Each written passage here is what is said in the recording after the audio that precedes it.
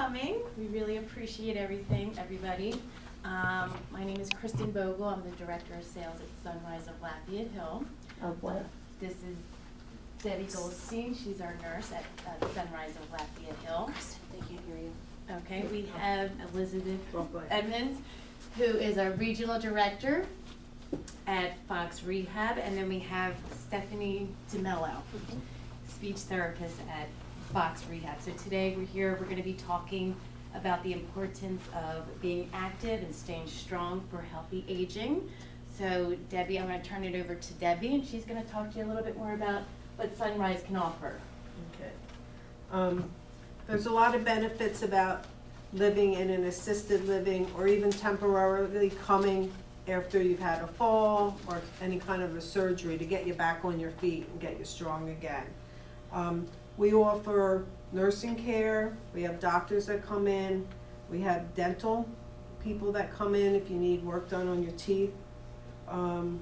We do wellness visits, which is like when you go to your doctor and they check you physically. You know, they listen to your lungs, take the temperature, check your skin, things like that, vital signs. We do that on a monthly basis for our residents, but sometimes, you know, if somebody's not feeling well, then we check them too. Being active when we get older is very important because it keeps the body strong. Good nutrition and, you know, exercise as much as we can. We have those benefits where we are. We have physical therapy that comes in. We have occupational therapy that comes in. We also have exercise class every morning. It's low impact, sitting in a chair, and it's about an hour of stretching and moving your limbs. Yeah, we have a lot of activities during the day. Each resident is going to receive one of our calendars, which on the calendar will tell you all the activities that we have during the day, the time, what it is, exercising. So this is really beneficial for the residents staying at Sunrise of Lafayette Hill. And being active is very important. It keeps you strength, it gives you strength, and it also mentally is good for you. We have a restaurant room, it's like a regular restaurant, and we have a very good chef, and he prepares meals individually for the needs of each resident. Some people can't have salt, some people are diabetics, some people, you know, need more proteins because they have skin issues.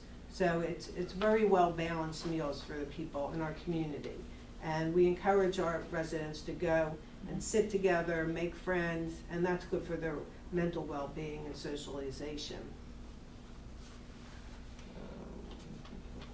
We offer 3 meals a day plus snacks.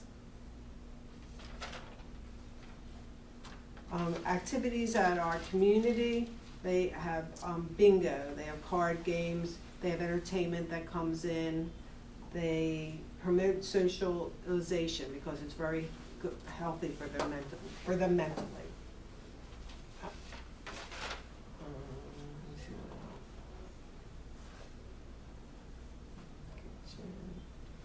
I think that is it. Well, we also have medication techs and nurses. And if for some reason you can't manage your medicines, we can do that for you. We can order your meds when you need them. We make sure you're getting them on time. A lot of times the residents come in and they haven't been taking their meds at home. They just forget, or, you know, and they start to deteriorate because they need those medications to be healthy. So we stay on top of that for them. We communicate with the families, you know, on a monthly basis, and if there's any issues in between, we will call them. We keep in contact with their doctors, you know. We also have services where x-rays come in if needed to the facility, labs to be drawn, you know, things like that, so the family doesn't have to constantly be running them out. And that helps too. Care managers. We have care managers that help for people that need showers, getting dressed, being transported to different parts of the building if they can't walk or use a walker or a wheelchair. So, you know, it's a good place. And then physical therapy. So with physical therapy, we have Fox Rehab. I'm actually speech therapy. So, how many of you know what speech therapy is? A general idea. General idea? Okay, what's your understanding so I don't talk too much? I'm just thinking if people have had a stroke, Mm-hmm. help them get their speech ability back. Yep. How about you? My sister was a speech therapist. Okay. She was, I guess she was an undergraduate major in English, but she went to the University of Iowa, which was really big in speech therapy at that time. Okay. And then she went and she taught speech therapy at Mount Mercy College in Pittsburgh. Okay. Cool. She's a pioneer because speech really didn't become a popular profession until the 70s. So it's rather new in the terms of, compared to occupational therapy and physical therapy. It's a little bit newer. So speech is kind of a funny name for what I do. I help people, I like to say from here on up, I help people with swallowing, with voice, with speech and language, with cognitive function. So I'm going to talk a little bit about the importance of diet and cognitive function today.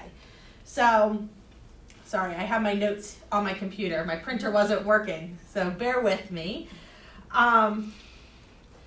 So, how many of you know what is important to eat to keep your brain healthy? Protein, yeah, protein. And foods that are rich in B12 help keep your brains healthy. So, and making sure, there's another thing too, making sure you drink enough liquids, keeping yourself hydrated. So, I have a list of some brain healthy foods and foods that are linked to increasing memory that are important to keep in mind. Brain healthy foods would be green vegetables because they're rich in folate. Coffee and tea, surprisingly, this research shows that the caffeine helps your brain function. Having poultry, eating at least 2 servings a week helps with the American Heart Association. It suggests lean meat protein to lower your cholesterol, which can help with your brain function. Citrus, which having citrus or citrus fruit and citrus juice has a lot of antioxidant properties in it and can help reduce your blood sugar and improve your blood flow. Fatty fish, which is rich in omega-3. How many have heard of taking fish oil supplements and things like that? Yeah, so eating fish helps with DHA and EPA, which I have a baby, so everything was, looking at the formula and stuff, it was making sure it was rich in DHA. It's the same for adults. We need to pay attention to that too, but we kind of forget about it after we're babies. You don't talk about it as much, but making sure you have that fatty, rich food helps. Whole grains, which help with your metabolic and help your body with health conditions and help regulate your blood sugar as well. Eggs, I remember they used to say don't eat eggs, they're bad for your cholesterol. Well, now they're saying eggs are good for you, and eating 1 egg a day is healthy. Beans, which there's a lot of talk of the Mediterranean diet, which is eating fish, beans, greens. That is supposed to be very good for your brain. Nuts, which are rich in fat, help develop, especially with people who are developing dementia, it's adding the omega fatty 3 into your diet, which is good with brain function. And then olive oil as well, that using about a tablespoon a day, it adds the good fatty acids that you need. Berries, which everyone's heard, blueberries are high in antioxidants. They have antioxidant powers, which help with your brain function. This one's my favorite on the list. Dark chocolate. Yeah. Yep. Just like berries, dark chocolate is full of antioxidants. Who likes dark chocolate? Me. I prefer it over milk. So, but yeah, dark chocolate is supposed to be really good. raisins. What? Oh, yeah. Raisins, yeah. They say they contain different types of amino acids that help your brain function. And then the last one that they suggest is red wine. So having a glass of red wine every once in a while. So that those are to have a well-balanced diet to keep yourself with all the nutrition that you need. But there's a few that are very good for brain health and can better power your brain power. And that's green vegetables, fatty fish, berries, tea and coffee, and nuts. So if you're only going to add a few of them in your diet, those are the 5 important few. How about decaf coffee and tea? So the caffeine is supposed to help. Yeah. So but it'd be interesting to look into that to see. But the caffeine is supposed to help with, it says coffee and tea might be more than just a short concentration boost. In recent studies, participants with higher caffeine consumption scored better on tests of mental function. Wow. Yeah. So I've developed a caffeine sensitivity to the point if I can have maybe 1 cup of tea and it has to be like lunchtime, otherwise I can't sleep. Yeah, I can't have anything later than 3 o'clock. Right. That's like I usually have my cup of coffee in the morning while I'm getting ready, and then I don't have anything the rest of the day. Yeah. It actually gives me the jitters. I had to use decaf coffee now and My then. mom Even said cutting that. it half and half decaf, half regular coffee. So you're getting a little bit of the property of the caffeine that's supposed to be good for your brain, but not the full effect of it.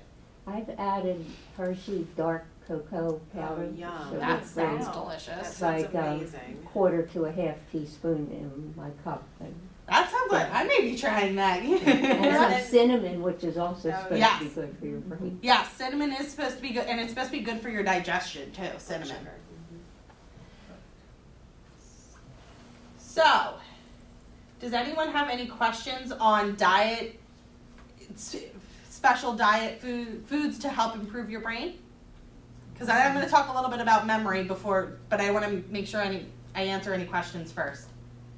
I think I'm good.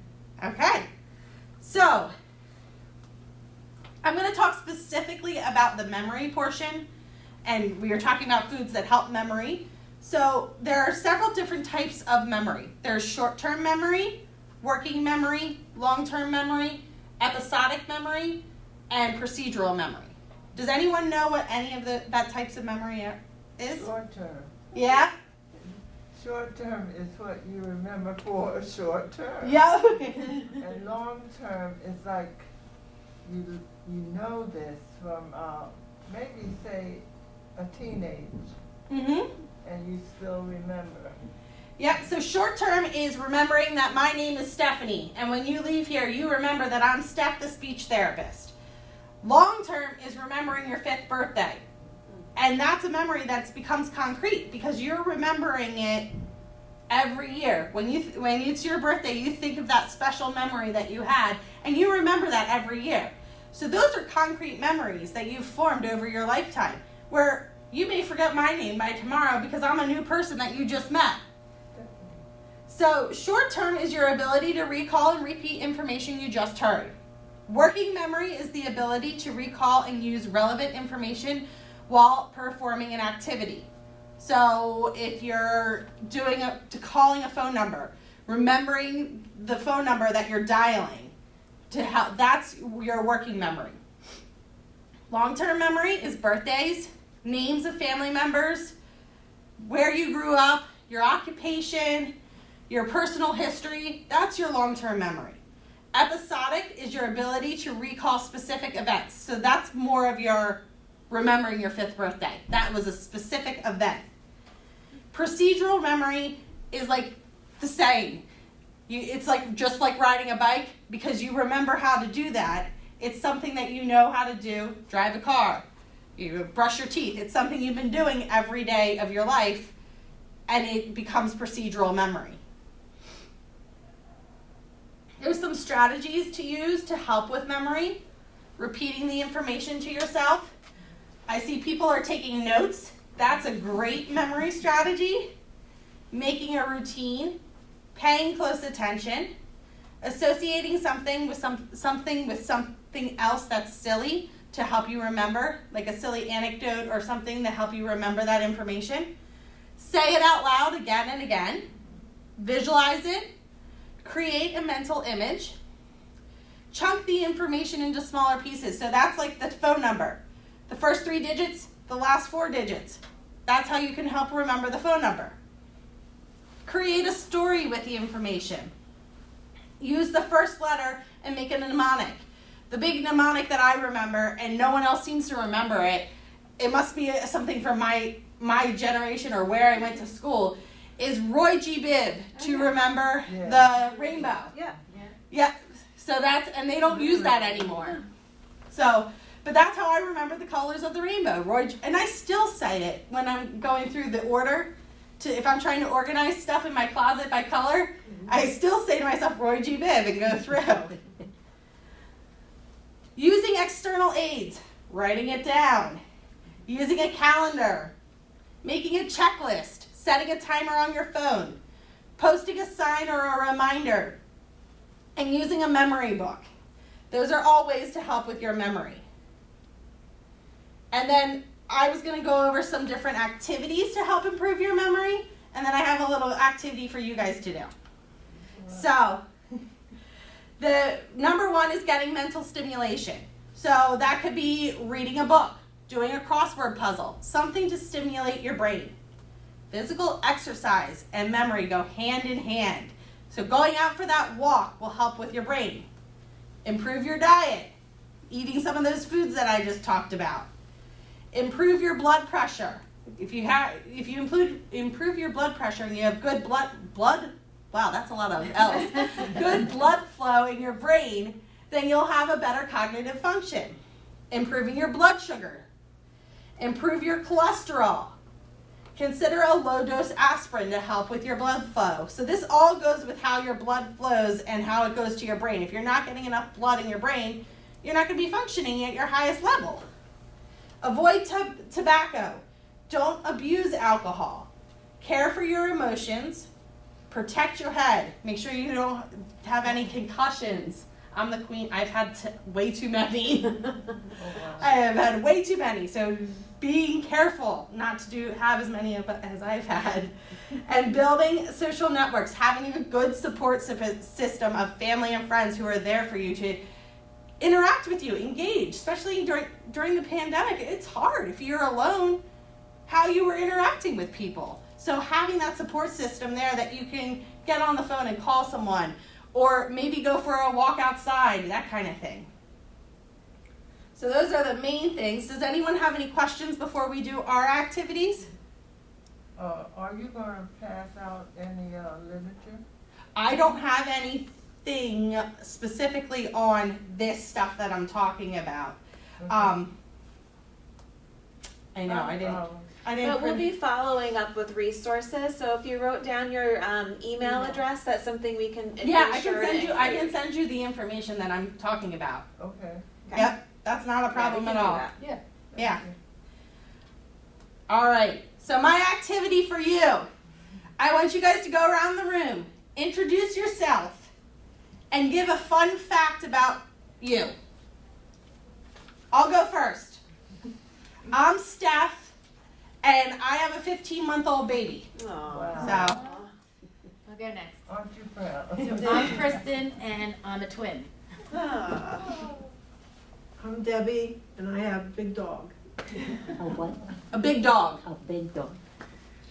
Oh, I'm Liz. Fun fact about me, I have run a marathon Oh. a long time ago. So I'm Lita, and I have 11 fun facts. They're all grandchildren. Aww. I'm Cass with a K, and I like to paint, watercolor painting. Wonderful. I'm Suzanne, and I used to be a hospital clown. A hospital what?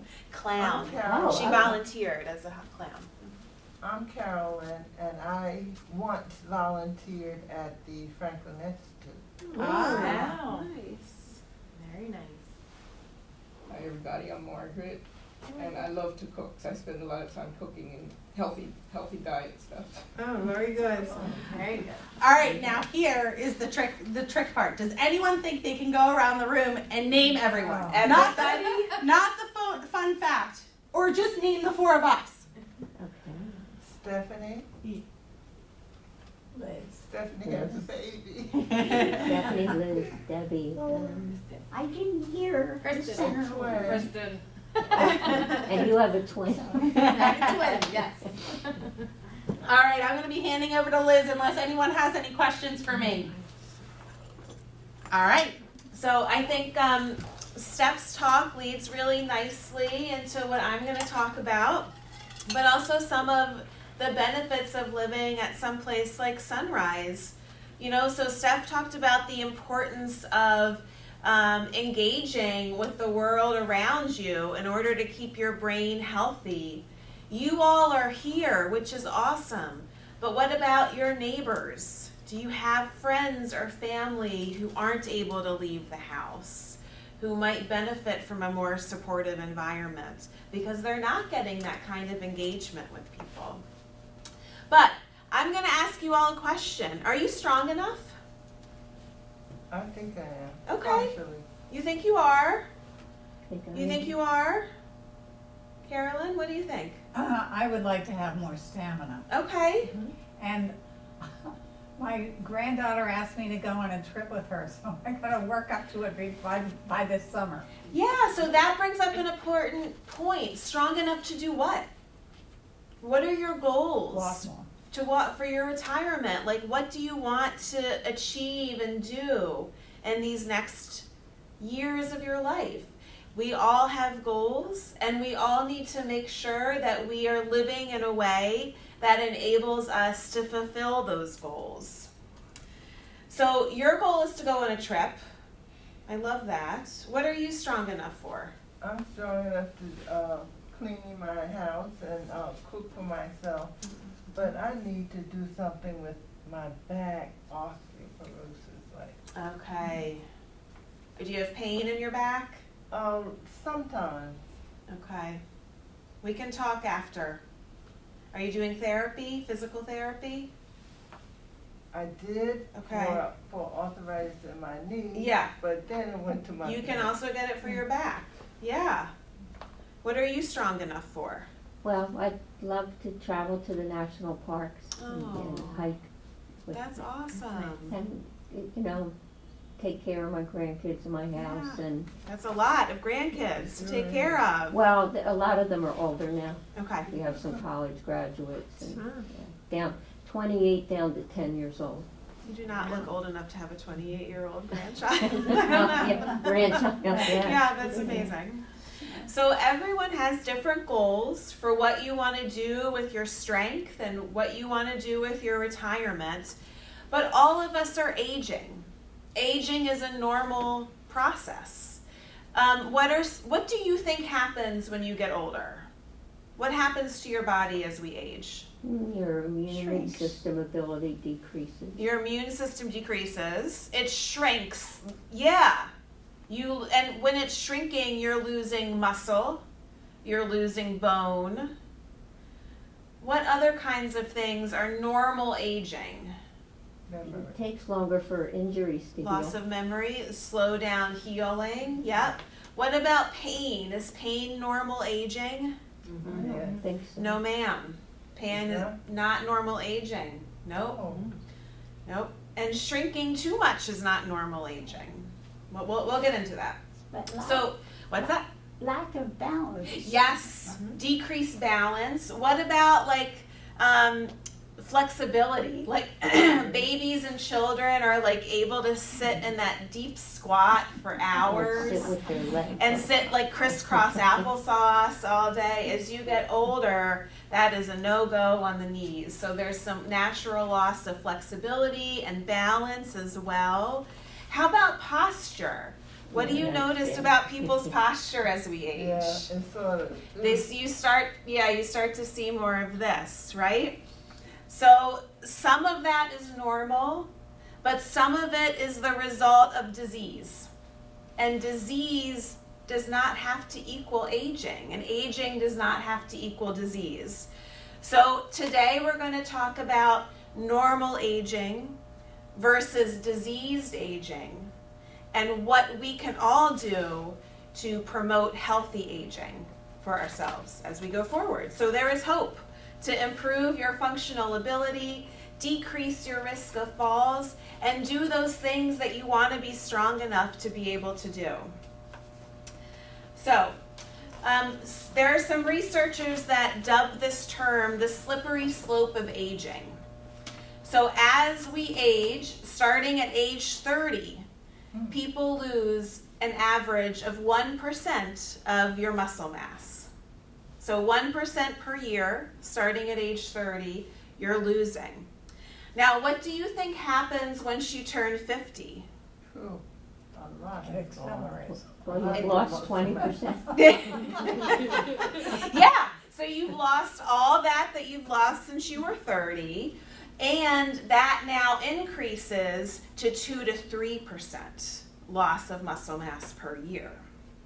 So we naturally lose muscle as we age, but what can we do to thwart the efforts of aging? Exercise. Yeah, exactly. Now, the thing about exercise is it needs to be appropriately dosed. So if Steph and I decide to go for a walk one day and we're talking and we have her baby and we stop sometimes for him, is that exercise? Yes. Well, It's activity. right.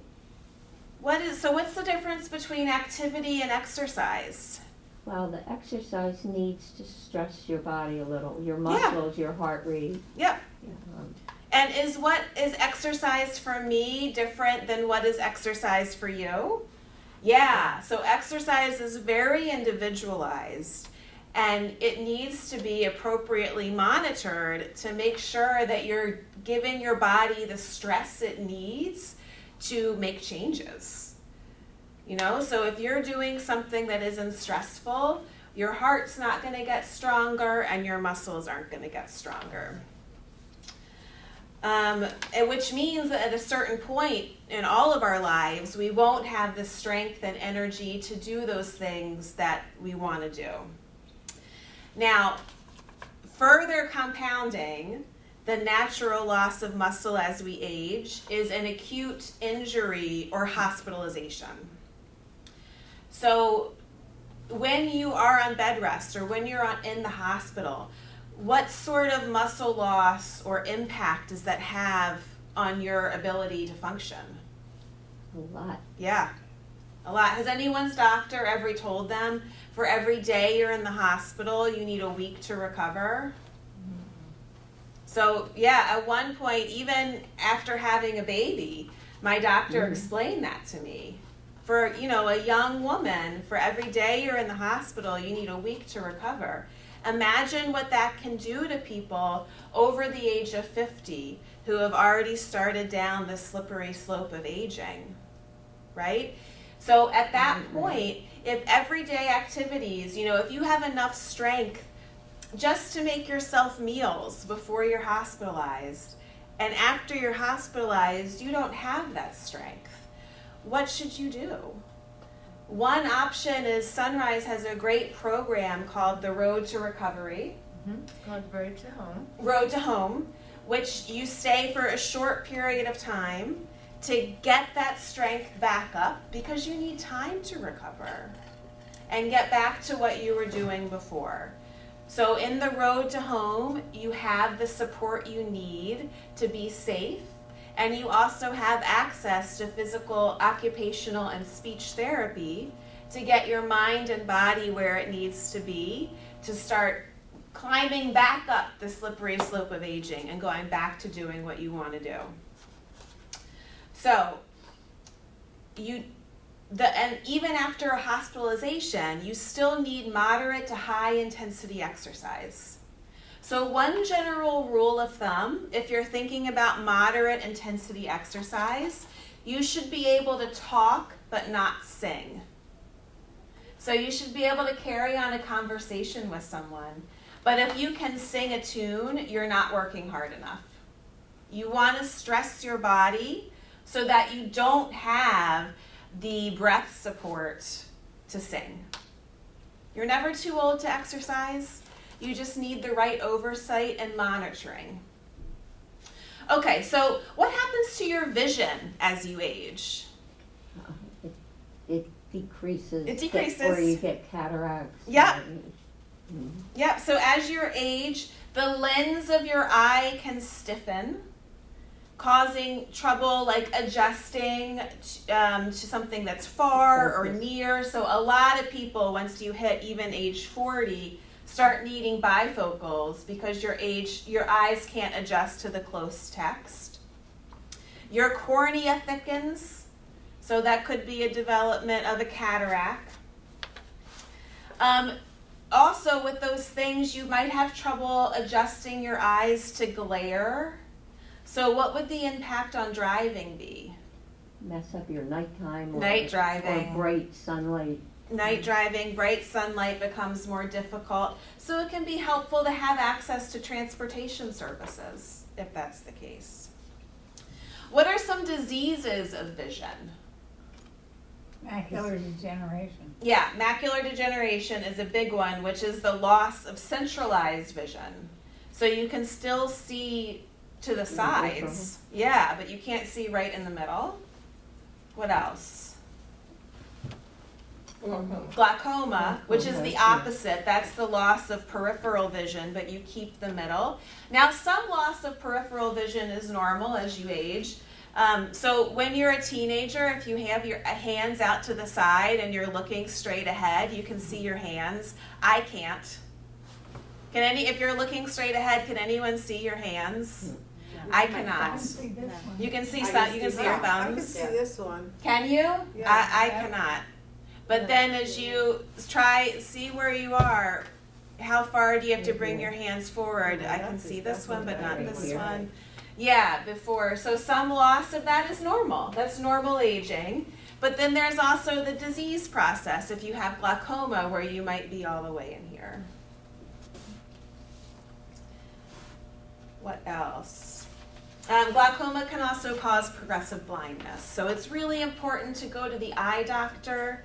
Make sure you have access to medical services. Get your eye pressure checked as regularly as your doctor suggests it, which is another great reason to make sure that your care is being managed. You know, these are so many different appointments that you have to keep as we age. So having nurses right there on staff to make sure that you're getting to the eye doctor when you need to, and the dermatologist and the cardiologist when you need to, can be really helpful. It's a full-time job. It really is. Thank God I'm retired. You seriously.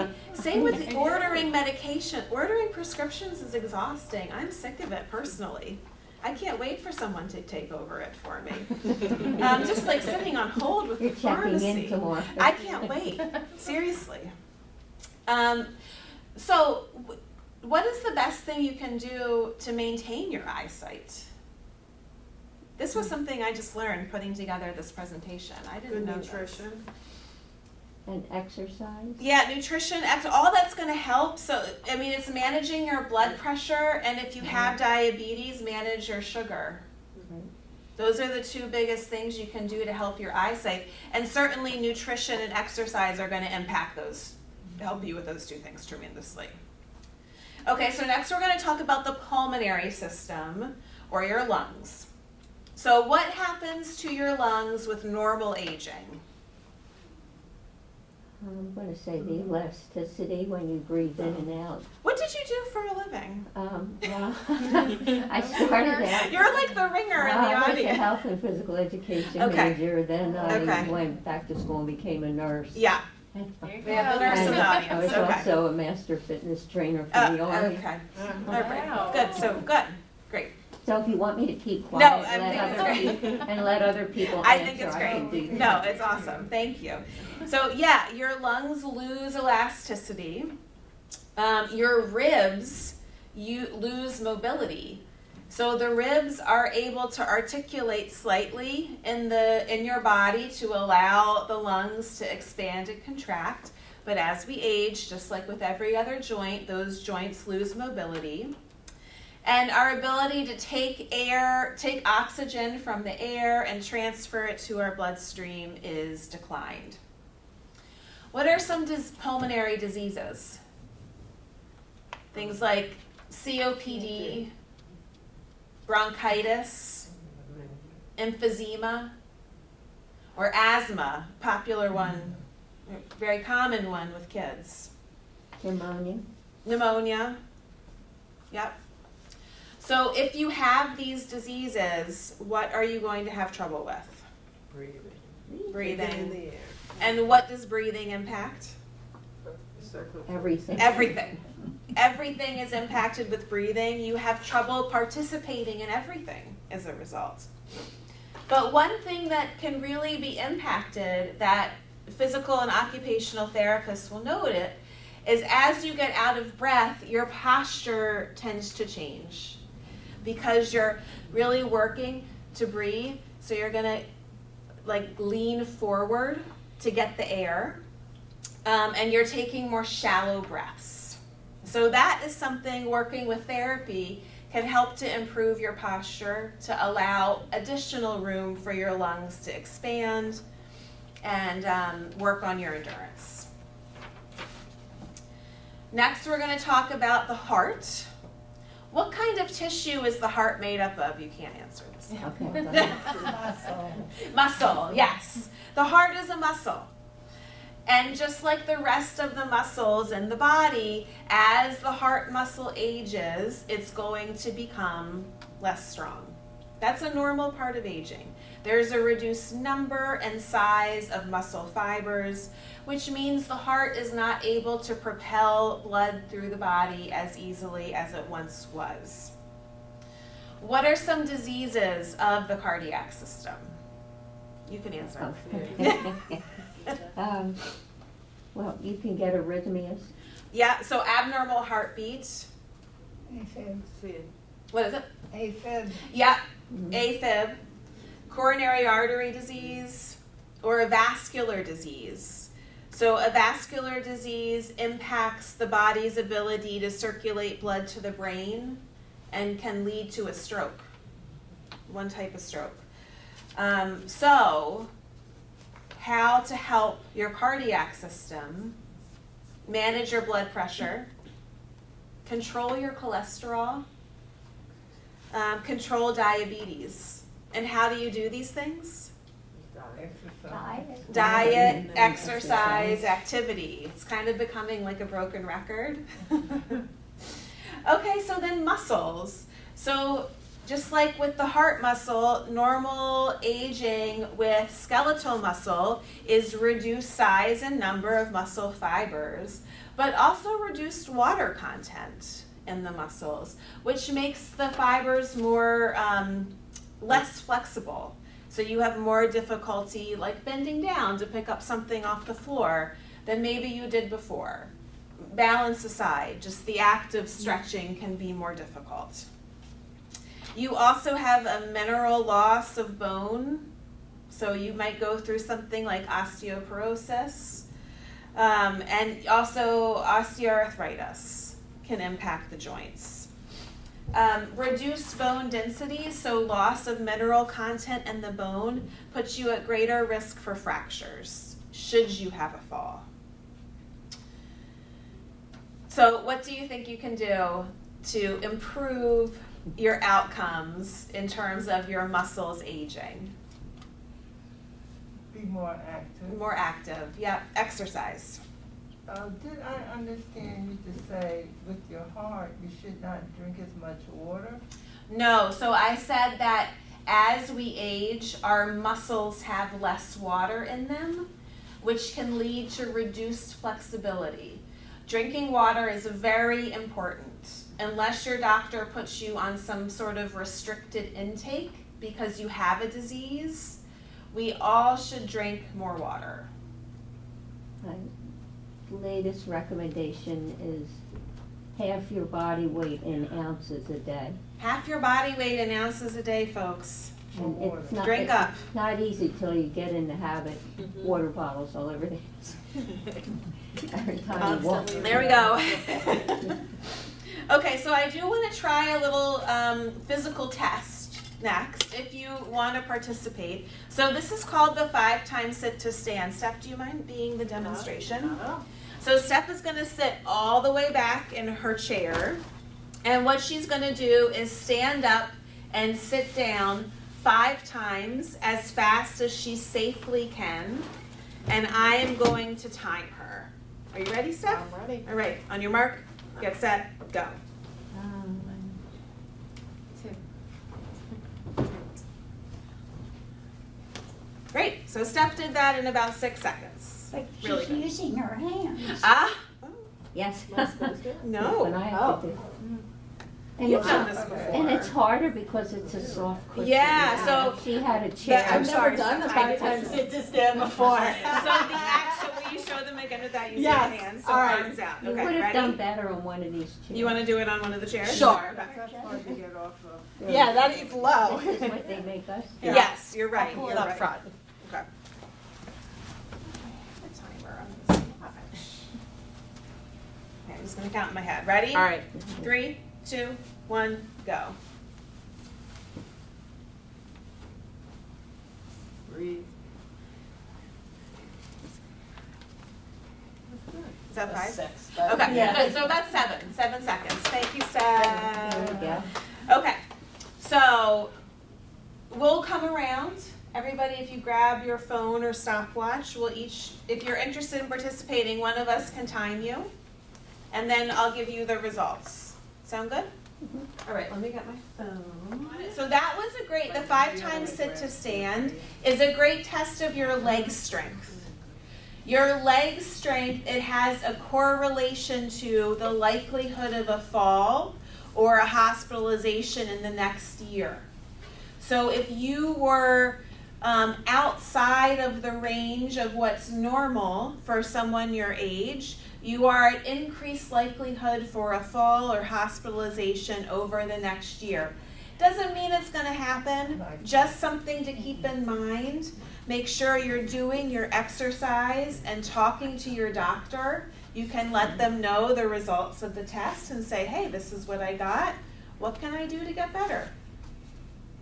So the next test that if you're interested in doing, we can do it, is going to test your balance. Uh-oh. And this is, yes, and this is the single leg stance test. So what you're going to do is stand on one foot as long as you safely can. You'll wait for one of us to come around and we'll time you. If you're going to lose your balance, don't be a hero, just put your foot down. Okay? I don't want to see anybody like trying to hold it, just put your foot down, you're done. Okay? Or All right. grab the chair. I'm done. Or yeah, we could hold on. Yeah, that's true. So we're gonna try each foot, and you'll get timed for each foot. Okay? All right. So much of this can be not only prevented but reversed. That's great. So if you had trouble with your balance, just know that balance is a really complex activity that uses multiple senses. So balance is part strength. You need strong muscles, ligaments, and joints around your ankle and foot to be able to hold your balance. You also need good vestibular system in your inner ear to hold your balance. You need good vision. Vision impacts your balance. So that's why, like, if it's dark out or you can't see, you are more at risk of having a fall. And you also need good proprioception to hold your balance. That is your ability to know where your body is in space without your vision. So like right now I can't see, but I know that I have 2 fingers up behind my back. That's proprioception. And that's something that also gets better as you work on it. Okay, so last, I have just a couple cardiac related questions. So can you prevent cardiac disease, heart disease by being physically active? Sure. I think so. You can prevent it to the extent you can, but some of it is genetic. Genetics, yeah. Some of it you can't help. Physical activity, true or false, can counteract the harmful effects of risk factors like high cholesterol and high blood pressure. Absolutely. Yeah. True. Oh, this is one we didn't talk about, but maybe you know. How much physical activity is enough? 20 minutes a day, 90 minutes a day, 150 minutes weekly, or it depends on the size of your heart? I'm gonna say the 20. I had always heard 30 minutes a day. Well, yeah, Steph is right. Steph knows. It's 150 minutes of moderate to high intensity exercise a Per week, week. which means that you can talk but not sing. So Oh, 7 should you and have your cholesterol checked, true or false? Or yes or no? Yeah. Yeah. Yes. I know. I had to give you one after the tough 151. Okay. Oh, here's another one. Does your body need sodium? Yeah. Yes, it does. Thank you all so much for coming out today. I'm going to turn it over to Kristen so she can wrap up all the different presentations. Yeah, well, thank you. I mean, if anybody has any questions, we have all our information up here. We have some gift bags, the trail mix, our brochures, our cards. So, any questions that you have, please contact us. And thanks again for coming.